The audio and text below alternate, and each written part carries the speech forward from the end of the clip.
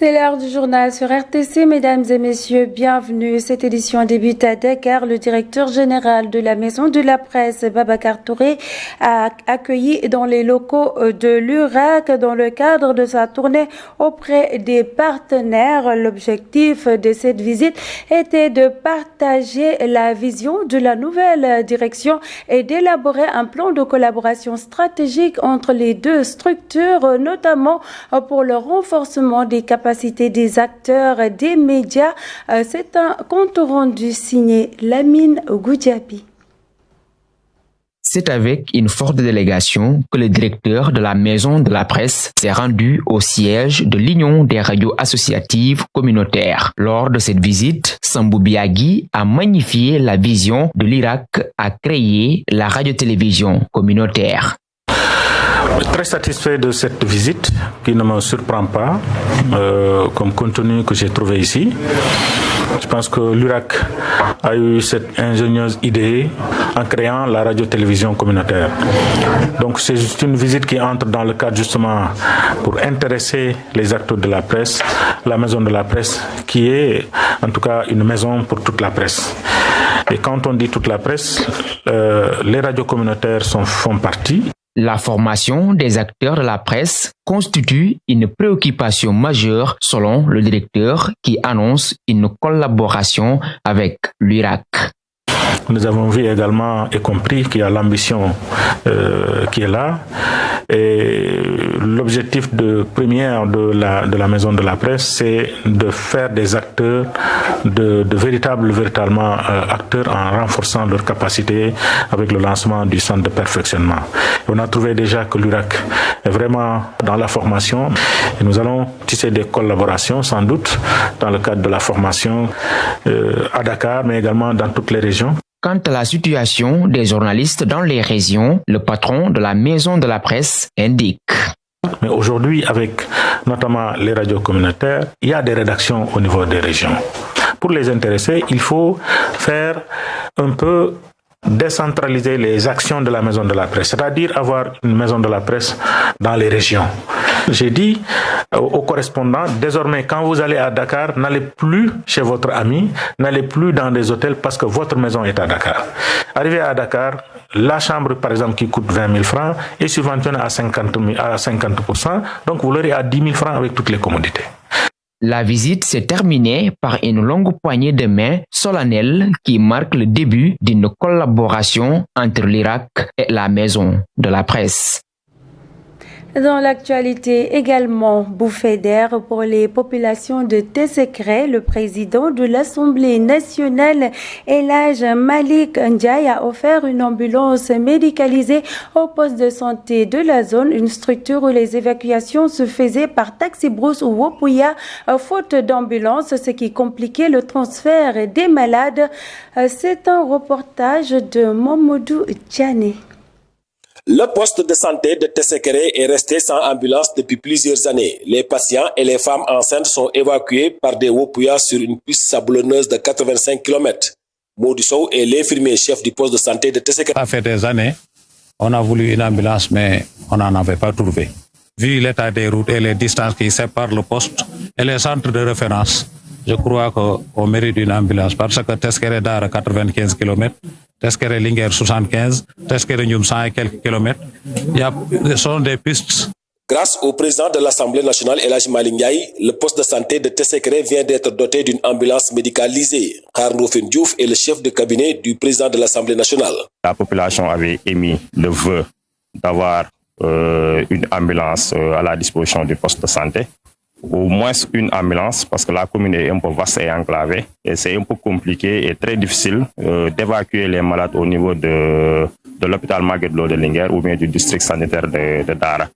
Et maintenant, je pense que cette ambulance va soulager en partie l'évacuation maintenant de ces malades ou bien de ces femmes enceintes. Le maire de Tessékéré et l'infirmier du chef de poste magnifient le don du président de l'Assemblée nationale.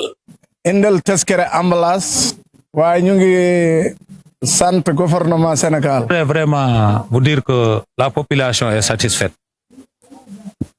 J'avais écrit au temps de Watt une lettre adressée au ministre de la Santé En même temps, pendant les 12 ans que Macky Sall a fait là, on a écrit. C'est aujourd'hui qu'on a une autre ambulance. Les populations de Tessékéré ont accueilli à bras ouverts ce don qui va certainement relever le plateau technique du poste de santé de Tessékéré. Ousmane Deme, direction le nord du pays, suite aux opérations de déguerpissement dans le marché Tendjiguène. 200 huiles et vendeuses de poissons sont montées au créneau pour dénoncer les difficultés qu'elles rencontrent quotidiennement sur leur nouveau site. Selon elles, l'insécurité qui règne dans le marché freine l'afflux de clients et engendre un véritable désarroi chez les commerçants. Ces dames se plaignent ainsi pour l'aménagement d'un nouveau site de recasement digne de ce nom dans ce reportage signé Nassadio. Les vendeuses de poissons du marché Tendjiguène ne sont pas satisfaites de l'état du site de recasement où elles sont installées depuis les opérations de déguerpissement. Pour elles, ce lieu présente beaucoup de difficultés avec une insécurité totale. La situation que nous vivons en ce moment est très compliquée. Les autorités devaient au moins nous trouver un site beaucoup plus adapté, mais nous n'avons même pas de place pour travailler correctement.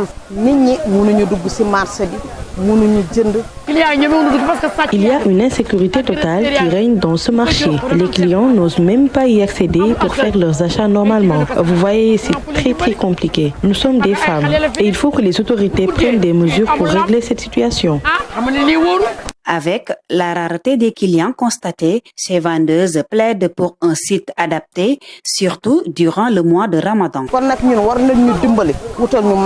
Nous interpellons les autorités sur la situation du marché. Nous leur demandons de juste nous laisser étaler nos produits juste pendant le mois de Ramadan, afin que nous puissions avoir de quoi nourrir nos enfants.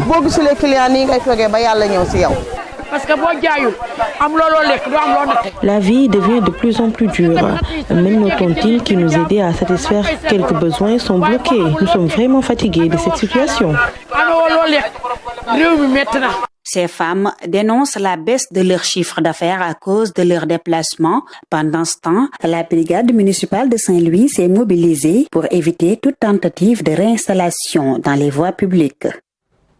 Nassering Sadio cap sur Bignona dans le cadre de la valorisation du consommé local. Le collectif des organisations féminines pour l'égalité et le développement basé à Pikine a formé une quarantaine de femmes au Yamoukeuil dans la transformation des céréales en partenariat avec Terroir et Développement. L'objectif est de les aider surtout en Casamance, notamment dans le département de Bignona, à valoriser et à consommer les produits locaux. Madame Bana Ndiaye, coordonnatrice du collectif, a réagi au micro de Jakaria Didou. Nous sommes venus accompagner les femmes de TERDEF dans le cadre de la formation. Moi, je suis accompagnée de la formatrice, Madame Fatou Kiné Faye, qui a formé les femmes dans la transformation des produits locaux. Aujourd'hui, on les a formées sur les céréales et la prochaine fois, on va les former maintenant sur les fruits et légumes. En tout cas, pour que tous les fruits qui mûrissent en Casamance, pour qu'on puisse les conserver, pour qu'on puisse les garder. Parce que nous, notre slogan, c'est le développement du Sénégal, c'est le développement de toutes les femmes. Et donc, il faudrait qu'on développe le consommé local. Dans tous les pays du monde, quand tu vas dans un pays, ils te présentent leurs produits. Et pourquoi pas nous au Sénégal? Et nous avons des produits très bien. Prenons juste le cas du mil, alors, qui est un élément nutritif, un élément complet. Et pourtant, on a tendance à le rester pour chercher d'autres produits. Et nous développons le consommé local parce que le Sénégal, personne ne viendra développer le Sénégal si ce n'est nous les Sénégalais, et particulièrement nous les femmes. Parce que d'abord, pour entrer dans une maison, il faut passer par la grande porte. Après, tu vas ouvrir les fenêtres. On a commencé avec les femmes. Et dans le cadre de cette formation, on a formé 48 femmes et il y avait des jeunes dames. Et là, on va prolonger la formation. Et même dans la formation, il y a eu des hommes qui ont été formés dans la transformation des céréales locales, qui est une bonne chose parce que ça entre dans vraiment la masculinité positive. Il faudrait que les femmes, les hommes plutôt, aident leurs femmes dans le foyer. Et ça, c'est une bonne chose et nous nous disons que dans le cadre même de l'approche, dans les programmations des projets et des programmes, c'est une bonne chose si les hommes s'intègrent. Nous avons les femmes, nous avons les hommes. Et la particularité dans cette formation, là, c'est un couple qui est venu. Le mari, la femme et les enfants. Et c'est une première. Donc je tire un grand chapeau à Aiguiley dans cette démonstration-là. À Kaolack, le jeûne du Ramadan, un acte spirituel et religieux visant à renforcer la discipline et la spiritualité, nécessite également une attention particulière à notre santé. Avant d'entamer le jeûne, il est essentiel de connaître les précautions à prendre pour éviter d'éventuelles complications, surtout pour ceux ayant des problèmes de santé. Dans ce reportage de Ousmane Dem qui nous en dit plus. Du point de vue sanitaire, le Ramadan doit se préparer. Nous, à notre niveau, il y a des scores que nous calculons pour dire au malade si c'est un risque pour lui de jeûner ou pas par rapport aux médicaments, par rapport à la durée de son diabète et tant d'autres facteurs. Et ce qu'on fait, c'est d'essayer de voir comment est-ce qu'on va changer de stratégie pour permettre aux malades de jeûner sans aucun risque, si le risque trouvé a été bien sûr élevé. Pour les autres, d'une manière générale, le Ramadan ne doit pas nous pousser à changer nos habitudes. Selon lui, durant ce mois béni de Ramadan, il est conseillé de revoir nos habitudes alimentaires. Tu as passé la journée sans manger et tu essaies de te rattraper à la rupture, ce n'est pas conseillé. Il faut manger des proportions de chaque chose, mais surtout boire. Et la meilleure boisson, c'est l'eau. Durant le Ramadan, les gens ont tendance à prendre trop de sucre. Parce qu'à la rupture, on prend des aliments à base de sucre et après nous allons prendre des boissons sucrées que nous allons mettre à côté pour essayer de nous réhydrater. C'est pas conseillé. À la question de savoir si le Ramadan et le sport font bon ménage, voici sa réponse. Il y a des gens qui n'ont pas de maladie particulière et qui peuvent faire le sport et qui avaient l'habitude de le faire durant le Ramadan.